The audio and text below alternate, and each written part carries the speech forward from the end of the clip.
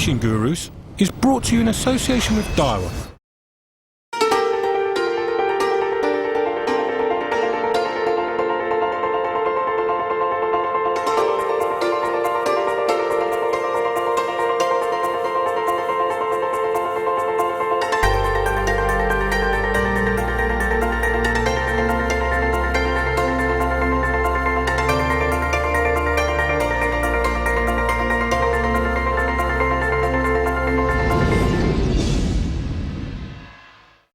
Welcome to Fishing Gurus. I'm Dean Macy and we're here at Chestnut Pool just outside Biggleswade in Bedfordshire, and I'm here with my two good friends Steve Ringer and Adam Rooney, who are going to be fishing a match against each other, but a match with a difference. They can choose two methods and they have to stick to them all day, so they have to make them work. So let's find out which two. Ad? Hello mate. World Championship silver medalist, you must be nervous. Which two methods you picked? Up against it again today. I'm going to fish pellet feeder because I've got an island chuck today, so fancy a bit of pellet feeder, right. And then I'm going hunting later down the edge. So you're going to go for a big one down the edge? Yeah, on the pole down the edge. Good tactics. Steve, sounds good. How are you going to battle it? Well, I've only got really the open water to go out, so pellet waggler, bomb and pellet. Two tactics that go well together. It might be a slow start, but I'm expecting a good finish. Nice one. Right, chaps, 4 good methods. May the best method, may the best man win. We're going to blow the whistle in about 30 minutes. Let's go. Today's the ultimate grudge match. I think Steve's got to be the most competitive person I know. I thrive on pressure, so I'm feeling good. Me and the pellet feeder are going to bring him back down to earth. He better bring it, because I don't do second. It's going to be me that's ringing the dinner bell. So, the boys are nearly ready. That's 2 anglers, 2 methods and a bucket load of pressure. Fishing Gurus, all in.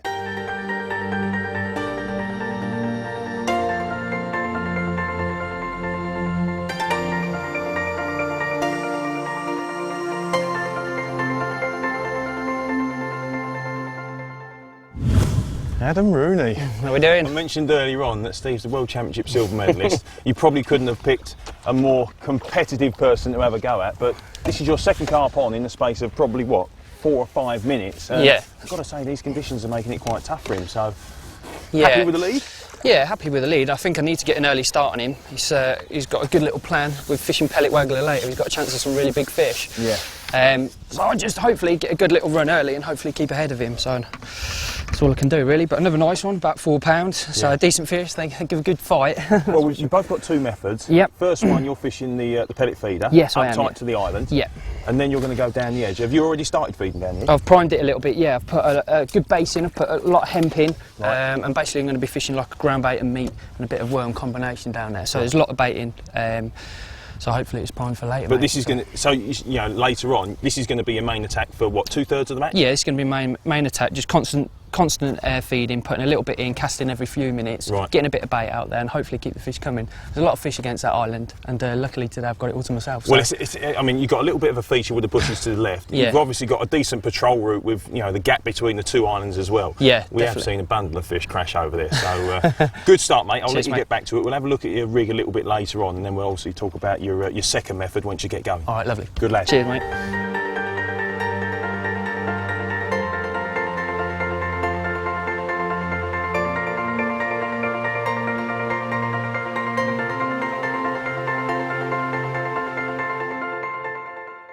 So, Steve, you said this is the one that counts over all of the fishing matches that you've fished in the past.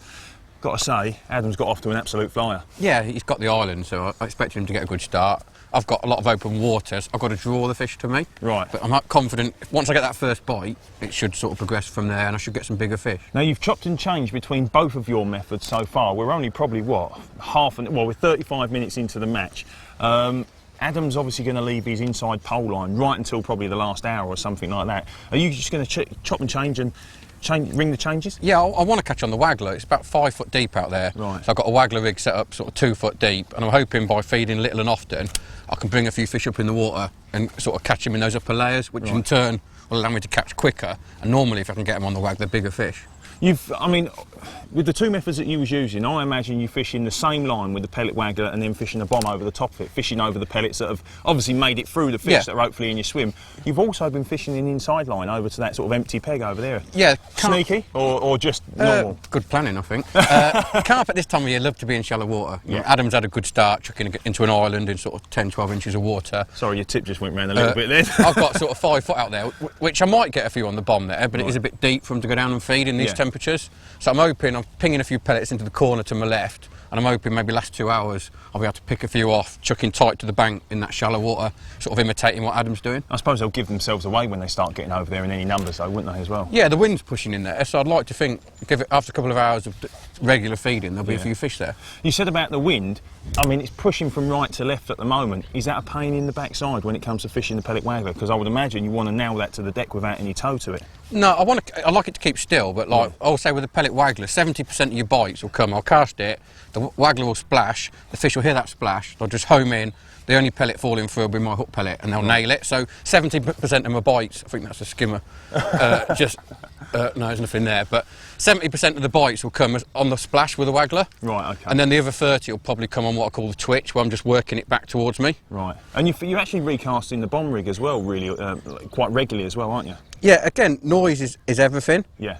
The fish come to the plop, I'm firing out these 11mm hard pellets. Right, let's have a little look at them quickly. And the fish are used to them plopping in. Let me just drop this back out. So you've literally got these, I mean, these are carp pellets, low oil, in truth, quite light as well. Yeah. Yeah, they're 8 mils. Basically, I'll probably use them on the hook on the wag and feeding down the edge. I've also got some big 11 mils. Right. They make a better noise, so they make that big plop for the fish to home in on, and B, I can get them a bit further out, so I can fish the waggler, say, another 10 metres further out than what I can with the smaller pellets. Absolutely. And for a simple hook bait, you've got, what's that? I mean, it's a slightly different colour, a bit more. Yeah, more meaty, bit more fishy sort of smelling. Bit more attraction. It's red. I think red's really good. The water's highly coloured. Yeah. I think red's a good colour. It stands out better in coloured water. It's a bit bigger, 12mm bait, so it's what I call a target bait. Yeah. So in amongst all the 11mm pellets, that's a nice big bait sitting in the middle, and hopefully those carp are going to home in on it. You've also had a couple of skimmers, which don't count in this match. No. Is it to try and keep away from them? Yeah, there's loads of skimmers from like 6 ounces to £2 in here, and as they don't count, I don't want to be catching too many of them, but at the moment that seems to be all that's feeding. Right, well, you said that your swim was going to come good late. We're we're actually 40 minutes into the session now, and you're yet to get off the mark. But mate, if I had to put my money on someone coming good later on in the match, it'd be you. So good luck. Cheers. Go and see Adam. Ad. Right, mate. Mate, I've got to be honest, I've been sitting behind you and Steve. Steve's just had his first fishing, incidentally. You're not far apart, so you probably know that. But the rhythm that you've got into over the first sort of 40 minutes, 45 minutes of the match is impressive. Hitting the spot every single time. There's a tiny little bush out there. You're probably, 4 foot to the right and within 2 feet of the bank every single cast. Yeah. Is that important? Yeah, I think so. I think you've got to build that swim up in the right area, keep the bait going in, a constant amount of bait going in. It just builds a swim. Yeah. It gets fish in there, gets them confident on feeding. You know, you've got to keep that bait going in. They eat everything out there. Yeah. So, and there's a lot of skimmers out there as well mopping up behind them. So it's obvious. As soon as your pellet feeder goes in, literally the water just starts erupting. It's quite impressive to see, actually. Good fun. Is this feeling good fish? Yeah, it's not bad fish. Give them a good account for yourself. They seem to fight really well under your feet here for some reason. Yeah, you've got a good bit of depth under your feet. That bodes well for later on, does it, for your inside? Fingers crossed. I'm just hoping it's not too deep. Too deep? What do you mean? I mean, do they... sometimes when it's too deep and you're fishing tight in the margins, you get trouble with fish running into the margin before you can control them, if you know what I mean. So, but I've got in the shallowest water confined, a bit of gravel down there as well, so I'm quite happy with that. Yeah. So that, hopefully they've been mopping it up. That's a normal little regular haunt for them. Yeah, it's a good place to put your bait. This seems like it's going 10 to the dozen. I mean, actually, your stamp hasn't been bad either, has it? No, 4 or 5 pound, decent fish, and they go well. There we go. There we go. Nice little mirror. Adds to your bonus. I'll tell you, how many you had now? I think that's 6 now. Right, so 6-1. That's not a bad start within the first hour. Actually, I'll tell you what, we've just tipped the first hour, so nice little short hook link. Yeah, just a tiny little short hook link. I'm just fishing a little boilie on the hook. I've tried pellets on the hook, but a bright boilie seems to be the one. I think because of the amount of fish that are there, they're just picking it out really quickly. I noticed that you've got, well, in fact, you've got every colour in the rainbow, to be honest. Yeah, pretty much. What's your first option? My first option, I'm always a keen fan of red baits. Okay. So I always fish a little red boilie. To be honest, I started on pellet, obviously fishing a lot of pellet through the feeder. just started putting pellets in a little 6mm on the hook. Right. But I just got liners and liners, so I've put a nice bright coloured bait on, and there's so many fish there, I just need to pick it out nice and quickly. Really? So. Do you find that the colour of the water sort of helps? Yeah, it can do. Coloured water, more bright bait? Yeah, sometimes it differs. That's why I always have sort of a good range of different colours, like your reds, your whites, your greens, because you never know. Your orange, your black, Yeah. I mean, some of these colours I wouldn't even know what colour they are, basically. There's a mix of both, but they certainly look like they do the business. You've got a couple of feeders made up as well. You literally just unclipping the one that's been used? Yeah, basically all I'm doing after I've caught a fish or after I'm recasting again to keep the bait going in, simple little clip, pull it off, next one ready, clip out. Right, so you've got a little tail rubber which you slide up the line? Yeah, just tail rubber slide straight up the line, and then just pull back over the top and you're ready to go again. So it's just nice and quick, you know, keeping that bait going in all the time, that's the secret. And you've got two in there, so you normally have two ready made up to go? Yeah, just have, you know, got to be quick to beat him today, haven't I? So, you know. Well, I mean, you are fishing real close to the island. How do you do that? I mean, you're obviously clipped up. Yeah, fishing to a clip. Always like to fish to a clip when I'm fishing to an island. So a simple little clip on your reel. Yeah. Basically, judge the distance at the start. You had a bomb on at the start rather than a feeder, though, always have a bomb, similar sort of size to your feeder, right. So you can get a good, you know, a good average of what it's going to be. And then I chuck to the island. Once I've found my length, I take a little bit of line off. So I've got basically when I cast out, I can pull the rod back up to get a few winds. So if I do get a big fish and it does try to take me to the clip, I've got a little bit of comfort zone. Yeah, I mean, you're up against an island, so most of the bites are going to be drop backs anyway. Yeah, most of them are drop backs or left and right. So yeah, it's never really much of a problem. Superb. Well, that's ready to go. Let's see the master in action. So get back out there, mate. Good luck. Fish coming really, really quickly at the moment. Lots and lots of bites, loads of fish out there. Fight like mad under your feet. Just hope I can get a big enough lead just to get ahead of Ringer, because I know he's going to be on my tail this afternoon. Hopefully I'll be able to carry on with this and just continue putting fish in the net. But we have got the backup for the margin later. Should be good. This one's pulling hard. Really, really give a good account for themselves, these fish.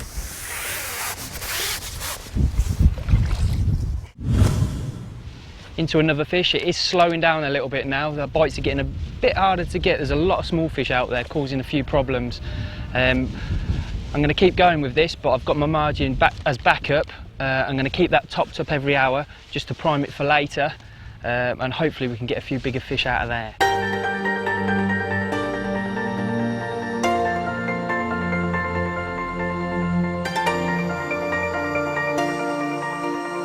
Well, Ed, we're at halfway stage. I've got to be honest, the first half you absolutely shot off to a flying start, but Steve started chucking it up to the island. He's had two in 2 casts now. Yeah. Starting to get a bit worried.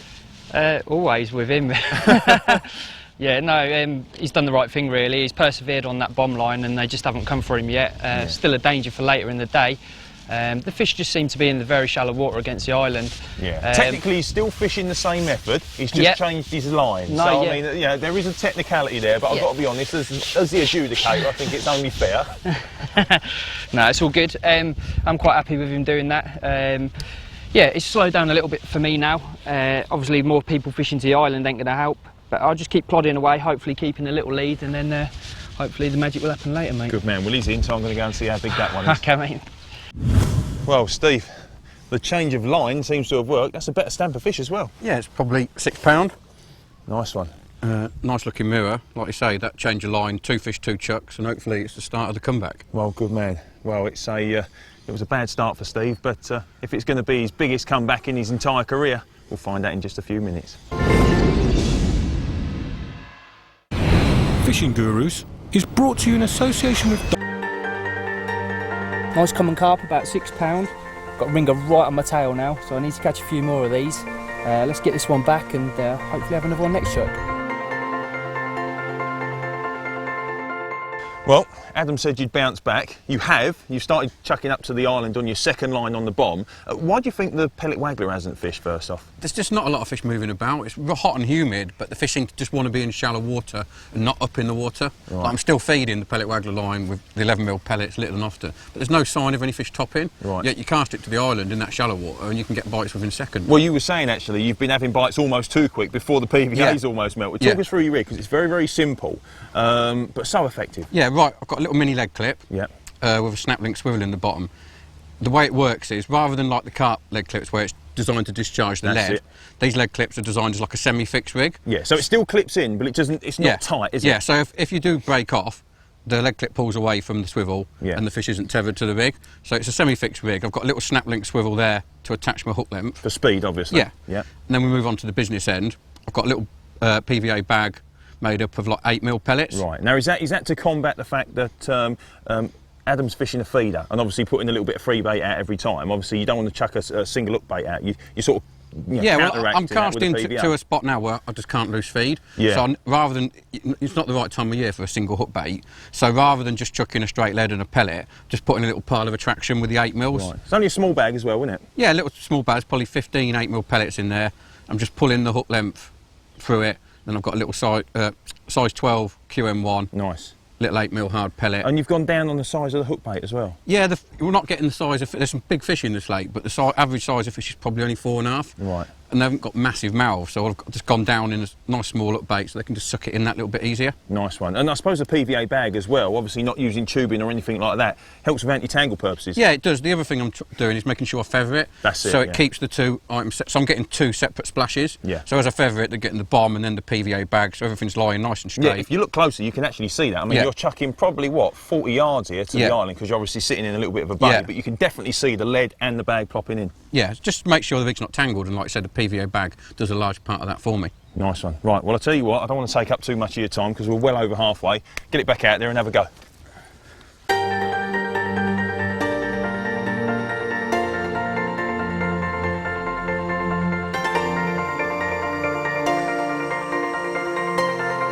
Well, we're into the last hour, and it really has been a match of two halves. Adam got off to a flyer, but Steve, just like the champion we know he is absolutely bagging up. Who's going to take the honours? I don't know, but it's definitely going to be close.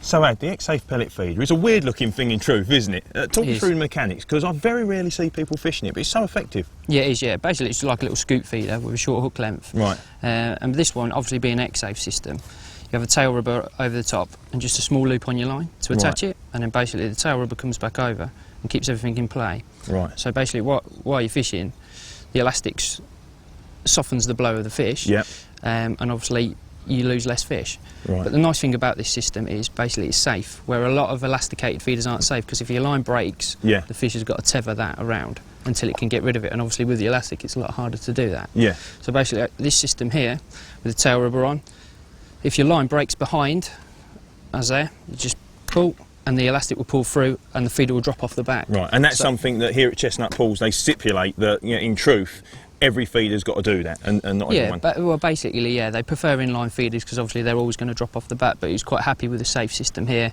Obviously, that feeder's going to fall off, and that fish nothing, is it? That's nothing. And barbless hooks as well, they get rid of that. barbless hooks, I mean, they get rid of it mid-fight sometimes, so let's face it. So, yeah, it's a nice little safe system, dead easy to use, easy to attach and take off. Right. So, and you're away, mate, yeah. Talk to us how to set it up then. Dead simple. £6 drag line. I've got it doubled up in the last section there, just for when it rubs over your net, just for a bit of extra strength, and also it keeps the line nice and still on the bottom. Obviously, the double the thickness, the heavier it is. It's nice and tight. And I've got down to an 019 hook length, which is engage line, which is at a £7 breaking strength. Right, £7 in old money, nice. That's it. And then we've got a QM1 hook, and then we've got a nice little bait bayonet there, so just nice and simple to hook your bait on. Quick. So it's nice. It just ties on like a normal hair. Press your bait in. And he's away like. Nice one. So and show us how easy it is to load up. Easy to load. Basically all you do, scoot your pellets in. Right. So you've got a base. Yep. Just flatten it in. Get your hook bait, fold it over.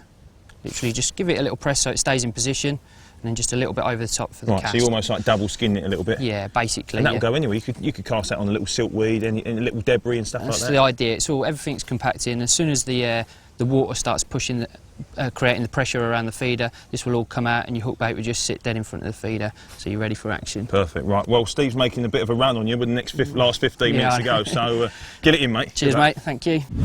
It's really gone absolutely, well, it's on fire now. I've never caught this quick. I'm using tiny little PVA bags about the size of a 50p piece. Literally, it's going around within 15 seconds. In fact, I can't believe the actual bag's even melted.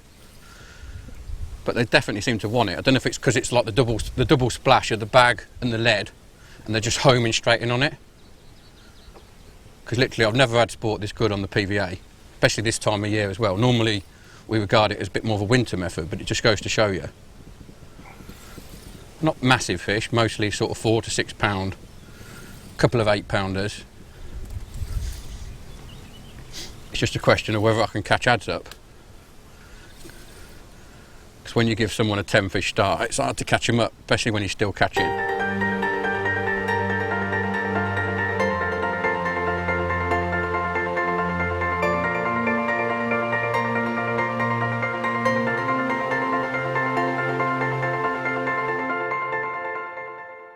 Really unbelievable sport considering PVA. Just shows how quick it must break down, or they attack the PVA bag as soon as it hits the bottom.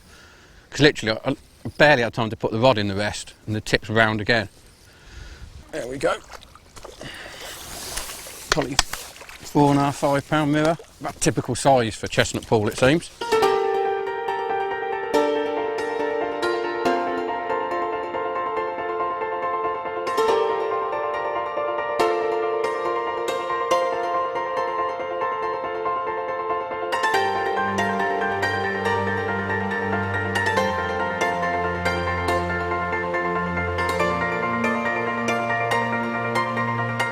Well, that's the end of the match. Now it's time for my favourite bit, the weigh-in.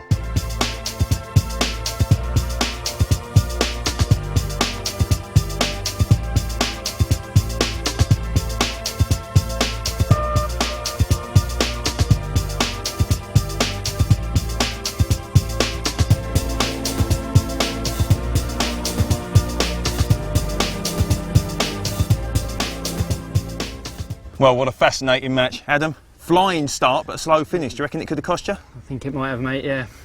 Steve, you was the opposite, mate. I don't think you caught a fish in the first 90 minutes, but then you absolutely boomed it towards the finish. Yeah, at one point I was thinking damage limitation, then towards the end I was thinking I could win it, but it's going to be close. Well, it is reasonably close. I can tell you that we've got weights of 131.8 to 103.12 in favour of, and the new Fishing Gurus Champion of the World, Steve Ringer. Well done, my son. It was enough. How does that compare to your World Championship silver medal? It's right up there. Good man. Well, I've had an absolute blast today. I hope you have. Don't forget to tune in to the next episode of Fishing Gurus, but between now and then, enjoy your fishing.